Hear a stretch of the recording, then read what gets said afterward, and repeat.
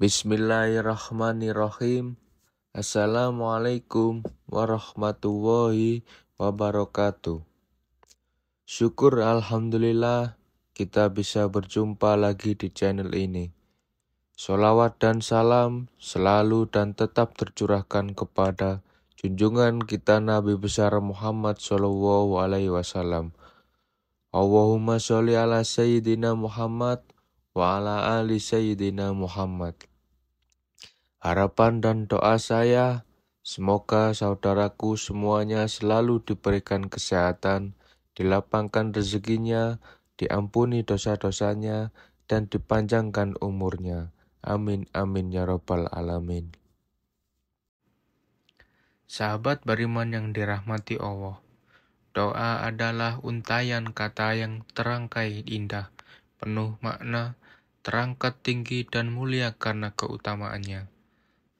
Terangkai harapan yang besar, di dalamnya menjadi teman, tak kalah sendiri menjadi pelipur lara, tak kalah berduka, dan menjadi perisai di saat musuh mengintai. Dalam Quran Surat Al-Anbiya ayat 90, Allah Subhanahu wa Ta'ala berfirman, "Maka kami memperkenankan doanya dan kami anugerahkan kepadanya Yahya, dan kami jadikan istrinya dapat mengandung. Sesungguhnya mereka adalah orang-orang yang selalu bersegera dalam mengerjakan perbuatan-perbuatan yang baik. Dan mereka berdoa kepada kami dengan harapan dan cemas, dan mereka adalah orang-orang yang khusyuk kepada kami." Ayat tersebut mengingatkan kita tentang kisah Nabi Ayub alaihissalam. Nabi Ayub adalah nabi dari Bani Israel yang paling terkenal kesabarannya. Bahkan bisa dikatakan beliau adalah orang yang paling sabar di masanya, sehingga beliau dijadikan simbol kesabaran, di mana orang biasanya berkata, "Bersabarlah seperti kesabaran Nabi Ayub." Selain itu, Nabi Ayub adalah seorang nabi yang terkenal, kaya raya dengan harta melimpah, jumlah ternak yang luar biasa banyaknya. Meski demikian, Nabi Ayub alaihissalam tetap tekun beribadah kepada Allah dan tidak henti-hentinya melakukan kebajikan. Para malaikat yang di langit terkagum-kagum dan membicarakan tentang ketaatan Nabi Ayub dan keikhlasannya dalam beribadah kepada Allah.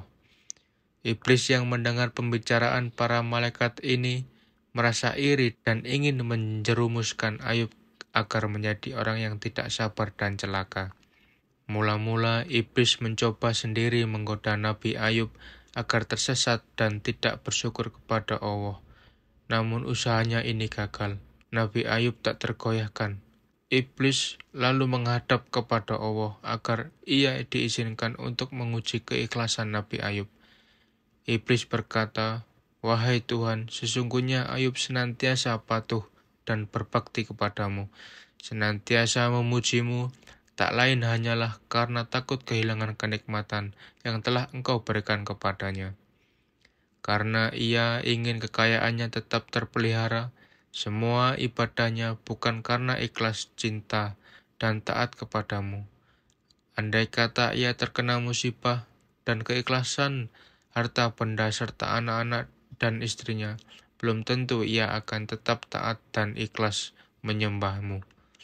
Lalu Allah Subhanahu wa Ta'ala berfirman kepada iblis, "Sesungguhnya Ayub adalah hambaku yang sangat taat kepadaku.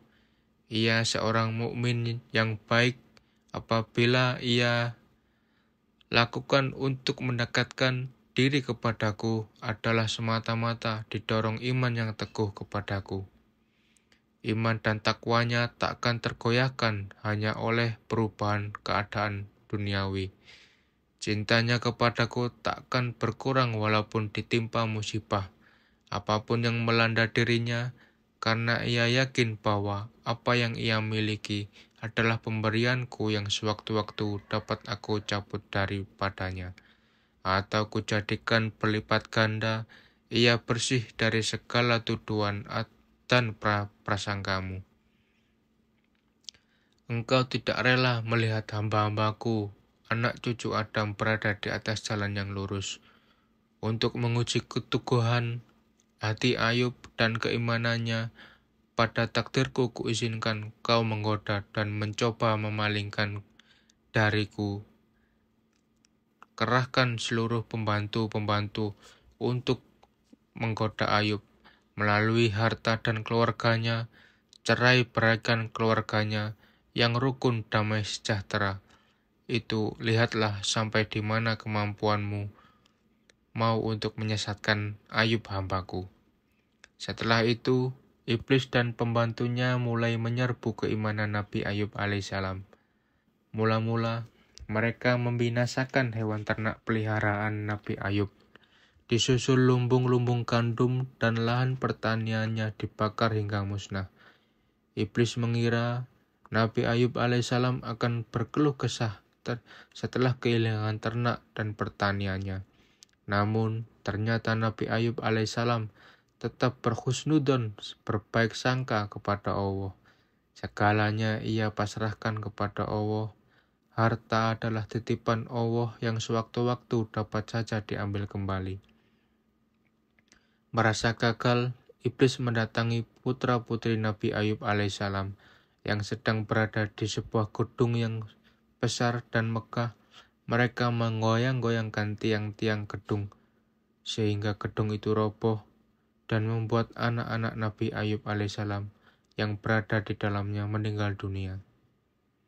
Iblis mengira usahanya kali ini akan berhasil menggoyahkan iman dari Nabi Ayub yang memang sangat menyayangi putra-putrinya itu. Namun sekali lagi iblis harus kecewa. Nabi Ayub tetap berserah diri kepada Allah. Oh iya, memang bersedih hati dan menangis, tetapi jiwa dan hatinya tetap kokoh dalam keyakinan bahwa jika Allah yang Maha Pemberi menghendaki sesuatu, tak ada seorang pun yang mampu menghalanginya. Iblis yang masih belum puas lalu menaruhkan baksil di sekujur tubuh Nabi Ayub, sehingga beliau menderita penyakit kulit yang sangat menyejikkan. Lebih parahnya lagi, para tetangga Nabi Ayub alaihissalam yang tidak mau ketularan penyakit yang diderita Nabi Ayub, akhirnya mengusir dari kampung mereka, dan pergilah Nabi Ayub sama istrinya, Rahmah, ke sebuah tempat yang sepi dari manusia. Waktu 7 tahun dalam penderitaan terus-menerus memang merupakan ujian terberat bagi Nabi Ayub dan Rahmah istrinya. Namun, Nabi Ayub tetap bersabar dan terus berzikir kepada Asma.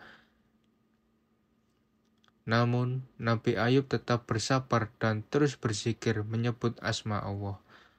Lalu istri Nabi Ayub berkata, "Hai Ayub, seandainya engkau berdoa kepada Tuhanmu, niscaya Dia akan membebaskanmu." Namun Nabi Ayub alaihissalam malah menjawab, "Aku telah hidup selama 70 tahun dalam keadaan sehat, dan Allah baru mengujiku dalam kesakitan selama 7 tahun. Ketahuilah itu amat sedikit dibandingkan masa 70 tahun." Akhirnya apa yang terjadi? Iblis pun menyerah dan mengakui bahwa Nabi Ayub adalah Nabi Allah dengan tingkat kesabaran yang amat sangat tinggi. Sakit Nabi Ayub membuat tidak ada lagi anggota badannya yang utuh kecuali jantung, hati, dan lidahnya ini. Nabi Ayub alaihissalam tak pernah berhenti berzikir kepada Allah.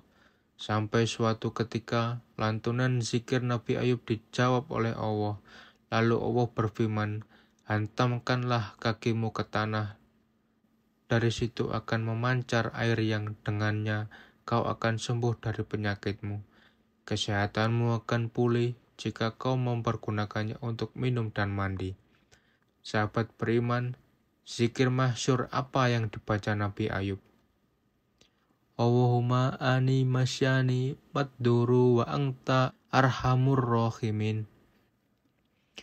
Ya Allah, sesungguhnya aku telah ditimpa penyakit dan Engkau adalah Tuhan yang Maha Penyayang. di antara semua penyayang. Apa keutamaan membaca zikir ini? Yang pertama, pengakuan kita atas kemurahan Allah. Yang kedua, pengakuan atas Allah dengan sifatnya yang maha belas kasih kepada hamba-hambanya yang mau berdoa. Yang ketiga, permintaan untuk segera diangkat segala macam penyakit dalam tubuh kita. Kemudian, yang keempat, permohonan untuk diberikan kesehatan. Lalu, kapan waktunya? Boleh dikerjakan setelah selesai sholat agar selalu dijauhkan dari segala penyakit atau jika kita dalam kondisi sedang sakit. Zikir ini pun bisa kita tujukan kepada keluarga, kerabat, teman dekat, sepupu, dan lain sebagainya. Asal kita niat kepada Allah untuk diberikan kepada siapapun yang saudaraku inginkan. Meskipun dari segi medis sulit untuk disembuhkan, insya Allah dengan zikir ini Allah akan memberikan kemudahan dan segera mengangkat penyakit dari tubuh kita. Yang terpenting adalah lantunan zikir ini dengan penuh keyakinan dan penuh pengharapan kepada Allah. Lalu imbangi berikhtiar karena Allah sudah berjanji dalam Quran surah Al-Anbiya ayat 84. Maka kami pun memperkenankan seruannya itu lalu kami lenyapkan penyakit yang ada padanya dan kami kembalikan keluarganya kepadanya. Dan kami digandakan bilangan mereka sebagai suatu rahmat dari sisi kami dan untuk menjadi peringatan bagi semua yang menyembah Allah. Yang menarik adalah di akhir ayat dijelaskan dan untuk menjadi peringatan bagi semua yang menyembah Allah.